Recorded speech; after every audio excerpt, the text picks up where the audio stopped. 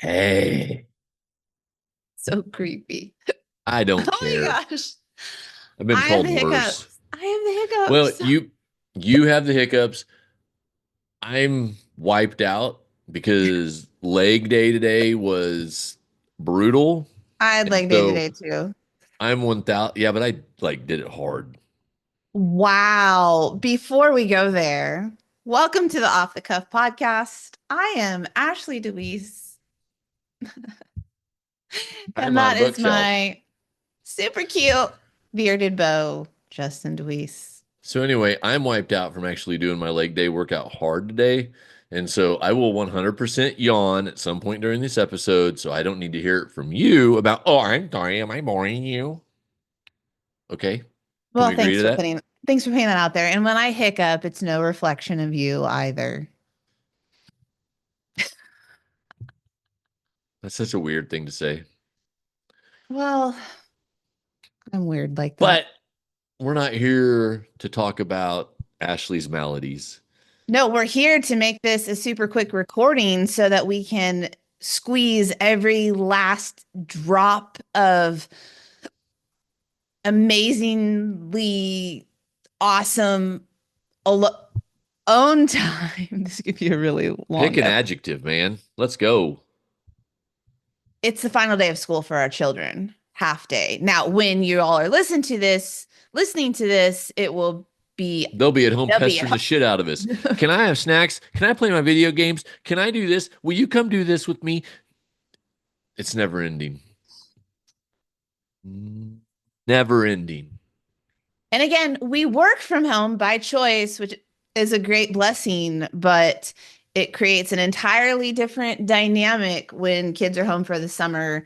Because they just think everything here just magically appears. Yeah, Like because you don't let's have to. pause. Go ahead. No, you said pause. Well, I was just going to share for those who may not know, prior to you working remotely and me working completely for myself at home, I was a high school teacher for 14 years. So the initial couple years of their life, I was working outside of the house.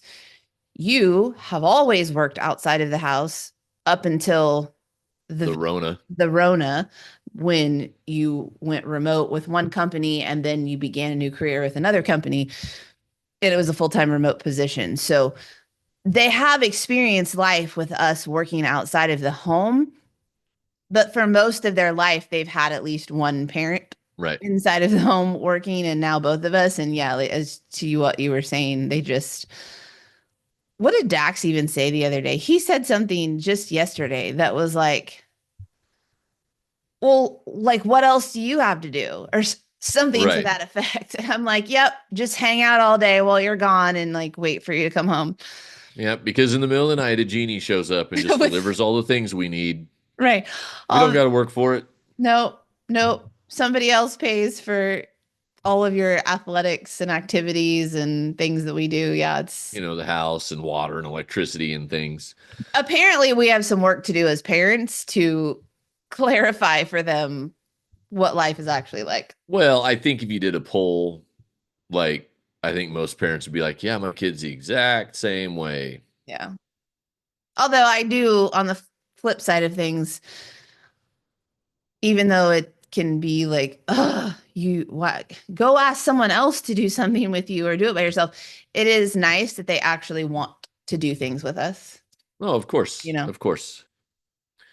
But, this transition from peaceful, being productive during the day to hectic and chaos had I've been thinking about routine a lot, right? Because Yeah. obviously for the past 8, 9 months, whatever, we've had one routine. Now that's going to have to change. The routines are going to be different. And it's one of those things like when we talk to people about helping them establish fitness and health routines for themselves, sometimes we get pushback, and this blows my mind. Sometimes we get pushback of, well, I don't, routine. Ugh. I don't want to be caged in by this set structure and routine. And it's one of the, like it's like do you hear yourself? Do you look at your life? Because like we all have our routines, Right. right? But I think a lot of people just like don't think of them like that. I think, yeah, often some of the things that we do, we've just done them for so long, we don't look at them as a routine. Right. I think what can come into play in this scenario is, and I'll be honest, like systems and routines aren't necessarily my strongest suit. And especially when I try to implement like a time management routine, right? I'm going to do this from this time to this time, or this, I initially don't like it. Well, sure. And so I think routines get a bad rap. And I think people put resistance out there because it can feel like I'm going to be locked into something. But that's part of the stories that we tell ourselves, right? Like we're never locked into anything. So if something doesn't work for you, you can change that. The interesting part about it to me is not so much that they're like, ooh, routines, whatever, because people don't ultimately, they don't think outwardly that they like routine and control. Right. They want freedom and flexibility. But this is where what's not understood is the freedom and flexibility that they're not able to experience because they do not have the routine. And when you implement a routine, a system, it actually ends up creating more freedom and flexibility for you in a multitude of ways. Well, and the reality is in your routines, even you need to be rigid, but you also have to have some flexibility, right? Because life is life. Right. This is one of the things I was talking to my clients about a month or so ago. We can draw these really like hardcore lines or tell ourselves these stories that we Right. just are like it's this way or that way. And in some ways that does need to be the case. But like I was sharing with it, excuse me, this is so annoying. I apologize, listeners. Um what I was telling them is it's really more about like your foundations. Like what are the foundational components that need to be executed every day or whatever the frequency is in order for you to get what you want, in order for you to set yourself up for the most productive day, the best mood and energy kind of day. But what I shared with them is identify what are those foundations, which we do in my program and community. And then you sometimes have to tweak those a little bit depending on what is happening in life right now. So, what you're bringing up is a prime example. Like the entire school year, we've been functioning off a particular routine because we have to take into consideration, you know, when our kids when we're going to be needing to be with our kids in the mornings before school, the fact that we drop them off at school every single day, the fact that we pick them up from school every single day. So there's certain things that we've had to adjust. Like Right. we know that it's important that we work out every single day. So we plugged that into our schedule with the consideration of when do we prefer to work out slash what's happening in the morning and when does that then need to happen. So now moving into summer where our kids are going to be home all day, we're going to need to shift that. And actually the need to shift that, it's actually going to allow us to kind of work out more at our preference time because we're not going to be taking them to school or anywhere super early in the morning. Sometimes they are going to go to the gym with us so we can sleep in a little bit later. Like it's not like he and I are like, oh, we love getting up at 3:45 a.m. every single morning. No, hey, spoiler alert, gang. I fucking hate 3:45 in the morning every single day. That There you alarm go, goes guys. off. The beard unhinged. It's Oh, usually me, but every single day that alarm goes off. And like there was a day last week the alarm went off, and every day when the alarm goes off, I go because I don't want to do it. but I do it. And last week she goes, should we stay home and get a little more extra rest, or like you really tired? Because I heard you sigh when the alarm went off. And in my head, I was like, A, I'm already up. We're going. B, I sigh every morning. Like if you're basing our rest days on whether I'm thrilled to be up at 3:45, we're resting every day. Well, and it's interesting, and we'll continue on with that, but like neither one of us enjoy getting up at 3:45 every single No. day. However, between the two of us, I do actually enjoy getting up earlier than you do overall.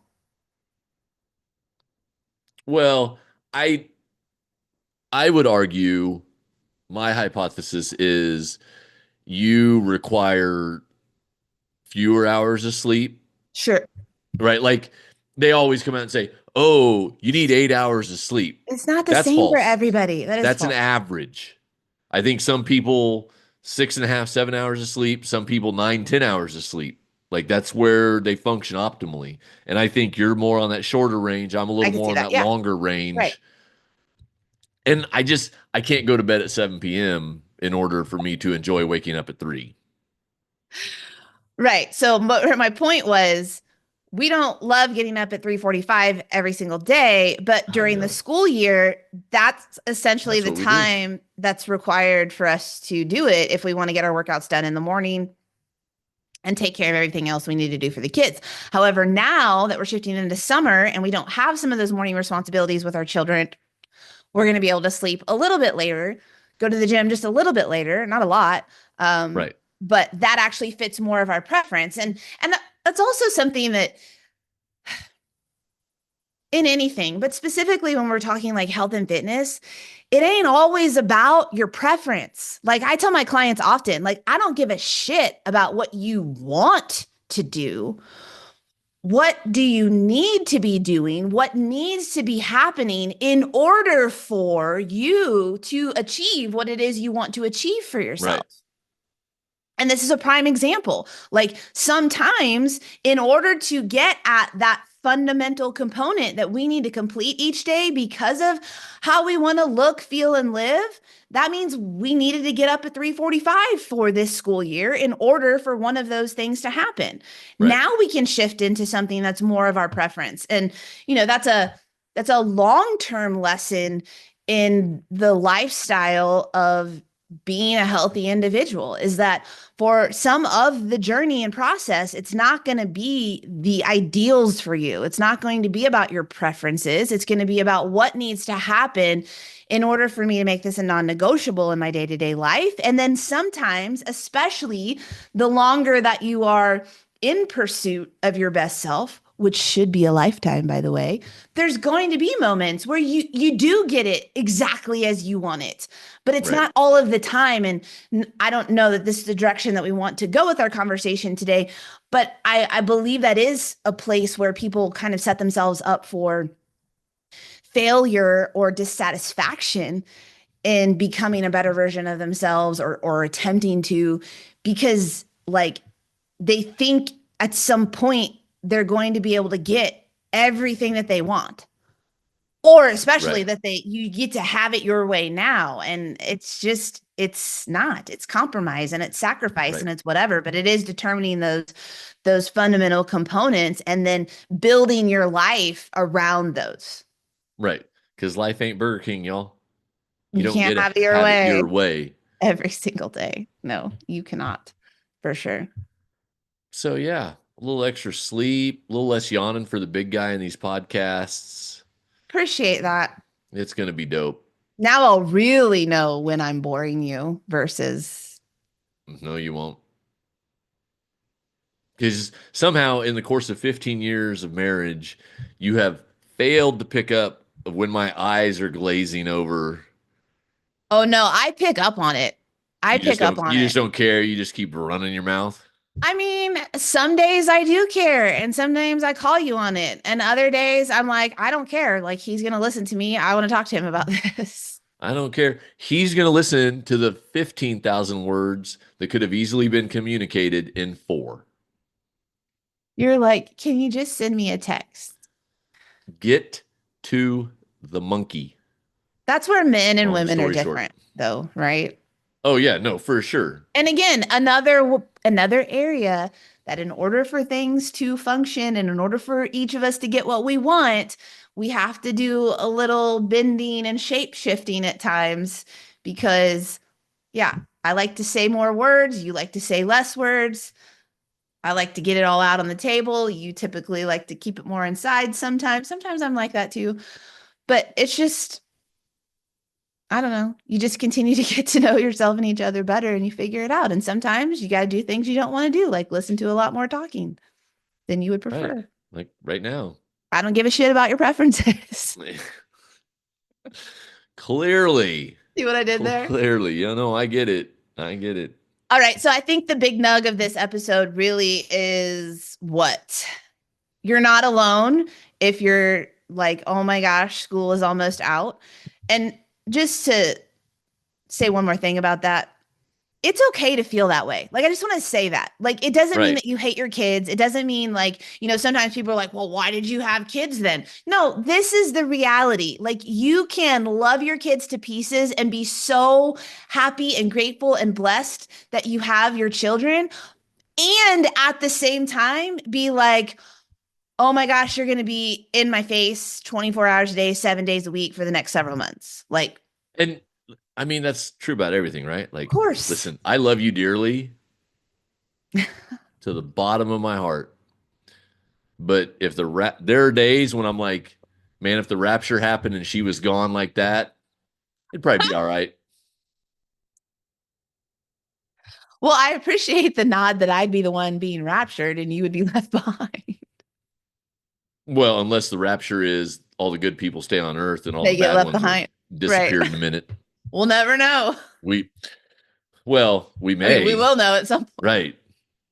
Come on, man. At some point we'll know. Yeah, so there's that. Number one, it's okay to feel this way about your children coming home from school for the summer. Um, and number two, like it's okay, like routines give you freedom, more freedom and flexibility. They really do, but you have to be willing to get into them and grind and grit through them for long enough, right? For that to take hold and actually Right, work. That is how progress happens. Don't quit too soon. And also give yourself permission or understand that it's okay that those routines and systems shift and bend as different things in your life happen. What we don't want to see you doing is simply abandoning the really important shit for you to show right, up as the best version of you in your life because you're like, oh, I can't do it exactly this way. No, here are the things that are important. And now I just figure out how to make them happen as I need to make adjustments. right. Those are the nugs. And powerful nugs they are. Well delivered, Hiccup Girl. They're gone now, I think. We'll see.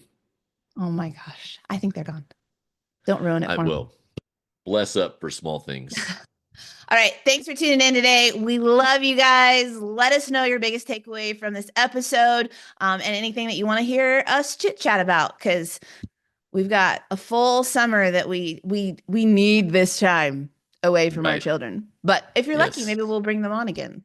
They're kind of No, hit we're and definitely miss. doing that because I'm lazy and don't want to do the podcast every week. How about that? That's a lie, but they're kind of hit and miss because sometimes they get real, like sometimes they're into it and other times they're a little bit crotchety about it. And I'm like, really? This is what we're No, I doing? mean, they're your kids. So, hey, yo. We'll see you next week. See ya.